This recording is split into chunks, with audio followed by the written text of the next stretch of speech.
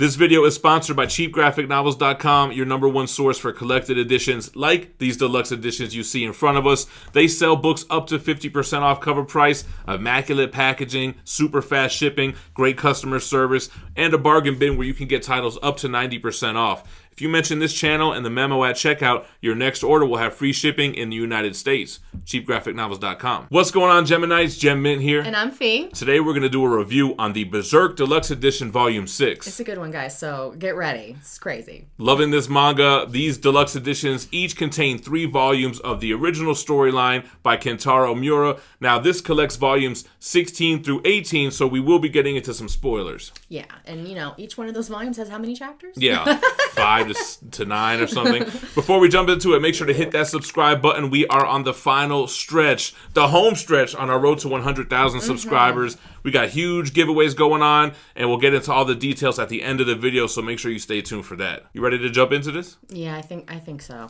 All right, guys. So this is going to start off with wrapping up the previous arc from the last volume. This is the whole Queen of the Elves storyline with Rosine, and she basically turns into this big apostle of a butterfly, kind of? Moth. Moth? A winged insect. So it's the final battle with her and Guts. It's an epic battle. And what I really liked about this is they really explained Rosine's backstory and compared her to Jill, which was her childhood friend. And it's kind of like a parallel of 2 paths. And then Rosine decided to go this way with it. Jill went this way with it. And obviously Rosine's led down this demonic path of her becoming an apostle and everything like that.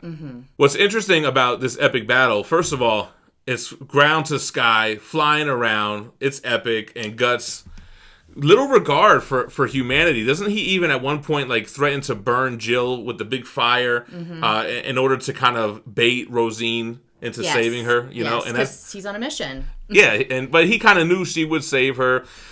And Jill, the little girl, wants to then run away with Guts. She has that same type of abusive, relationship with her parents. Her father's kind of like a little guy syndrome and doesn't care about her. He looks like Arthur from Ghouls and Goblins, right? So he leads the Holy Iron Chain Knights to Guts, and when they get there, they're like, all right, guy, sit down, we got it from here. And he kind of feels like they did him dirty, like they didn't let him, embark on the battle or whatever.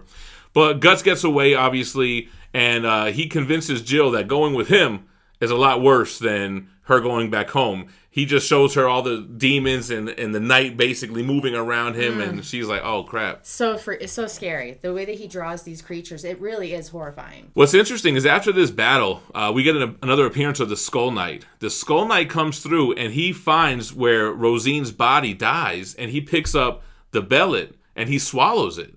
I almost looked at it like it's his job to clean up these bellets so that nobody else gets a hold of them and becomes an apostle. Right, can't leave these laying around everywhere. So he's kind of like the garbage disposal for bellets. A bellet collection site.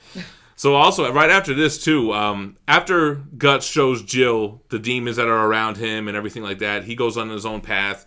And the demons are messing with him. They're taunting him about the blackness inside of him, that he's killed so many, and this blackness is only growing, and it's that dog-like creature that has been teased, which we know from reading ahead what it's going to lead to. But it's interesting to see, the beginning of his inner darkness, his inner demons start to manifest. Yes. I really enjoy seeing, the part of him. He tries to kind of... I feel like he tries to fight it a little bit until he gives into it, where he's like, I'm just not I don't know. Yeah, he doesn't want to be a monster, but that I think later on where we read ahead, that comes into fruition a little bit more. So what happens now is Guts is on his way to the Conviction Tower. He gets this premonition of Casca being there and being in danger. So he wants to find Casca to save her. Right. Now, he does get captured by Farnese and crew, the Holy Iron Chain Knights. They're reporting to the Holy See, right? That's the big kind of religious faction that governs them. And he battles a ton of them. He kills a bunch of them, but he's really weak and tired from fighting all these demons the night before. He ends up fighting somebody that he knows from the Golden Age arc, who was the Bridge Guard. And the Bridge Guard is all about honor and respect, and they end up fighting or whatever, but Guts, being in his weakened state, gets captured and taken back to a base, a tent base, which is, ironically, where the Conviction Tower is. So it all kind of It works out. It all works out for Kind of Guts. works out. Not in his favor, kind of. They took Guts, they took his armor, they took his weapons, they put him in this cage outside, and it's getting dark, and he's like, oh, shit. He's like, wow, this is not going to be good. We Because you can hear him, right? You can already hear... Right, sacrifice. And then we also get another little cameo of, like, the baby fetus thing, right? That little baby does have powers, though, and it does kind of ward off demons. It seems even for Guts and for Casca, I think, a little bit later on. Guts, he escapes through Puck. Puck is...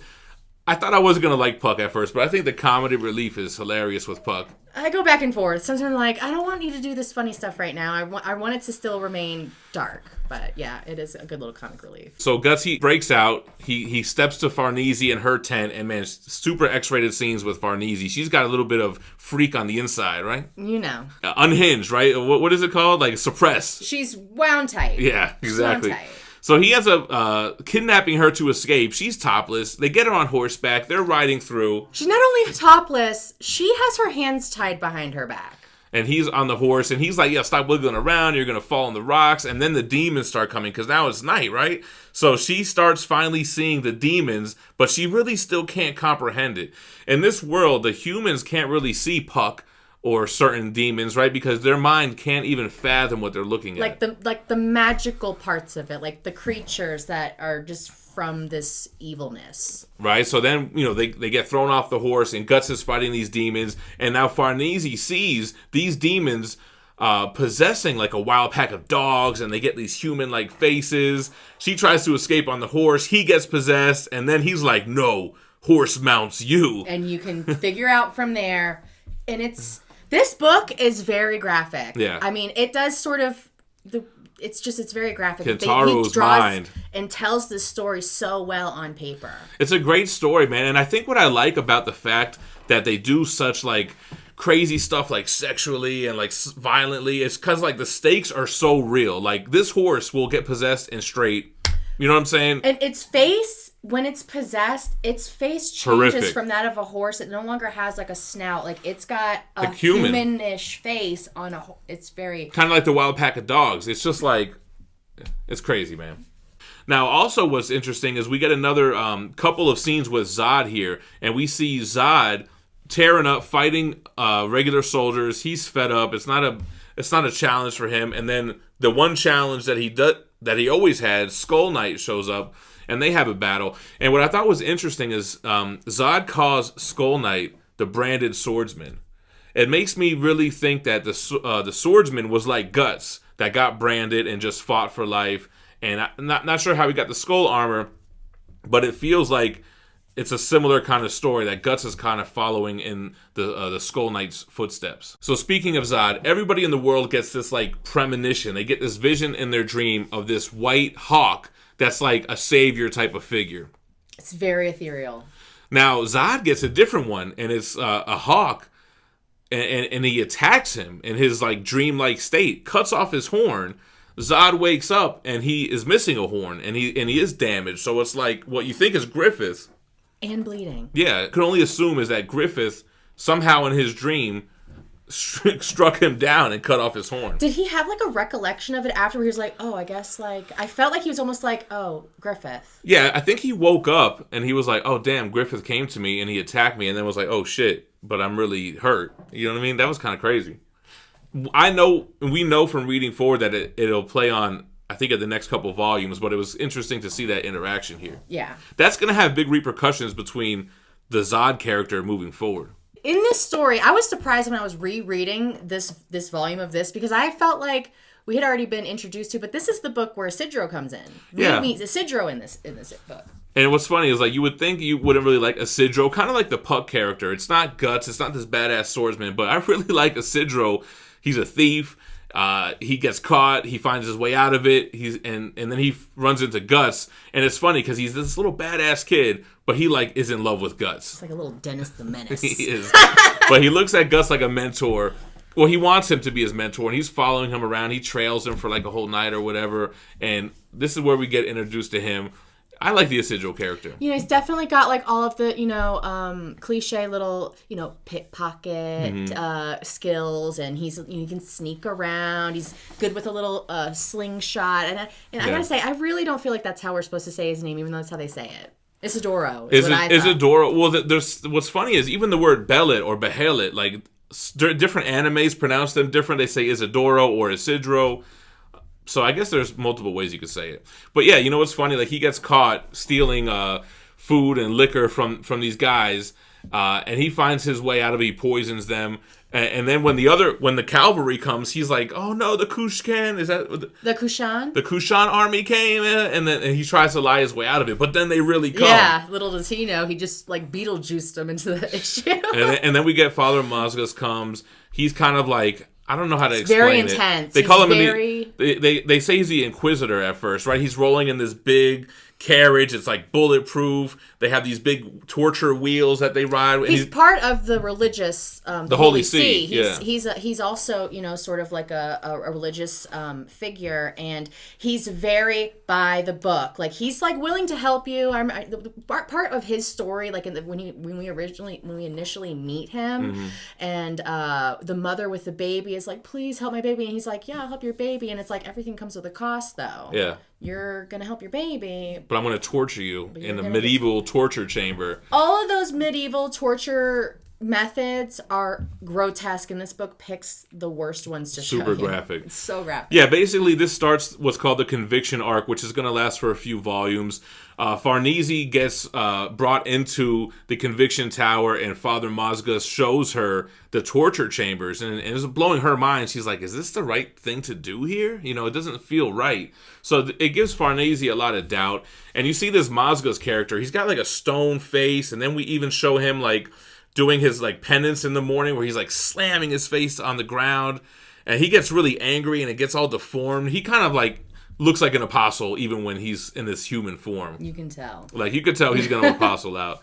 So that was crazy.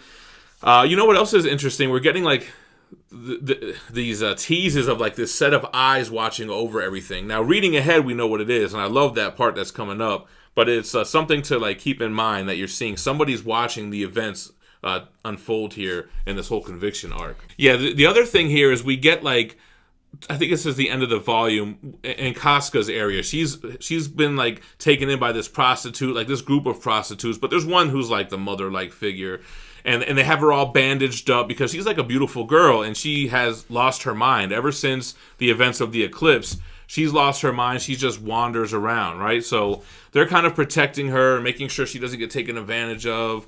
Like she can't speak even. Like she doesn't. Right. She can't form words. Coos. She mumbles and like makes like sounds, and she almost seems like she's in like a daydream of sorts. Like she's not really not intelligent. Like you're like, where's Casca? Like I definitely miss Casca through this story. And you're going to miss her for a lot of volumes. Now, there is this other prostitute. What is her name again? Nina? Is it Nina?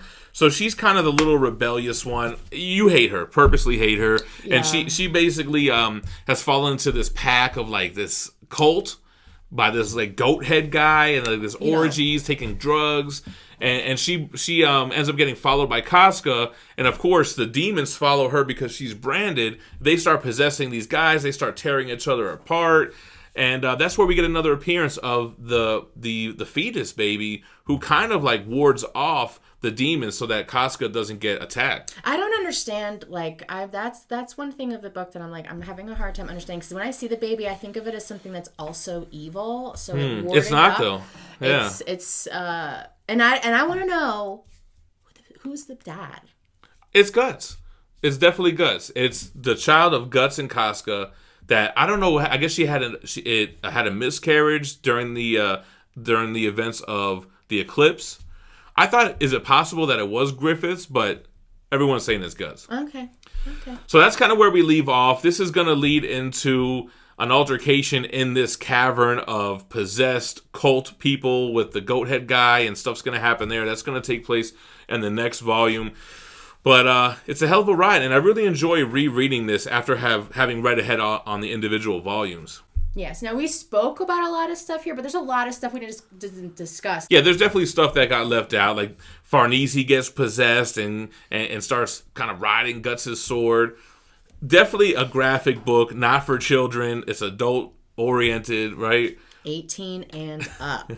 But that's going to break it down for the Berserk Deluxe Edition Volume 6. Again, we're almost at 100,000 subscribers. We have a huge giveaway where we have donations from multiple companies: Sideshow, XM, Prime One, Figurama, PCS, Marvel Comics, where we have statues, omnibus, gift cards from cheap graphic novels, and more. So make sure you're subscribed to the channel, leave a like and a comment below to be entered into the giveaway, because once we hit the milestone, we'll do a live stream and pick random videos where the giveaway was promoted to draw winners, and you can be worldwide as well.